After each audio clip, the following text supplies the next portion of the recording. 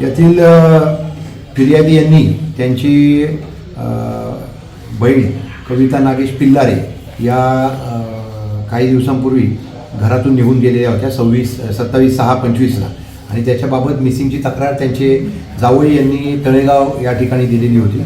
याच्यानंतर काही दिवसांनी त्यांच्या जावयांचा त्यांना फोन आला की तुम्ही अमरावती इथे या आणि अमरावती इथे तुमची बहीण तिच्या एका घरामध्ये मृत्युमुखी पडलेली आहे. त्यावरून माहिती घेतली असता पोलिसांनी तात्काळ रेजरपुरा पोलिसांनी त्या ठिकाणी जाऊन तात्काळ तिथे माहिती घेतली.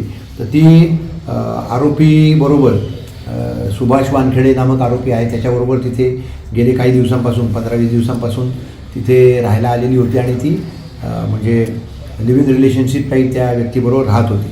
आधीच्या रात्रीसुद्धा त्यांची काही भांडणं झाली होती आणि त्यांच्यात वादविवाद असल्याबाबतही माहिती मिळाली होती. परंतु हा जो आरोपी आहे तो त्या दिवशी घराला कडी लावून कोणालाही न सांगता त्यांनी त्याचा खून केल्यानंतर जो गायब झालेला होता तो परवाच्या दिवशी आम्हाला माहिती मिळाली की तो गुजरात राज्यामध्ये आहे. याच्यावरून माननीय पोलीस आयुक्त साहेबांच्या मार्गदर्शनाने आणि आमच्या PI शिरसाट फ्रेजरपुराची टीम यांनी त्या ठिकाणी संपर्क करून सापळा रचून तिथल्या पोलिसांच्या मदतीने त्या आरोपीला ताब्यात घेतलेला आहे आणि त्याला इथं आणलेलं आहे. त्याला आरोपीला पुढे शनिवारपर्यंत PCR मिळालेला आहे म्हणजे 4 दिवसांचा आणि अधिकचा तपास आमचे PI फ्रेजरपुरा आणि ACP फ्रेजरपुरा आणि त्यांचे सहकारी करत आहे.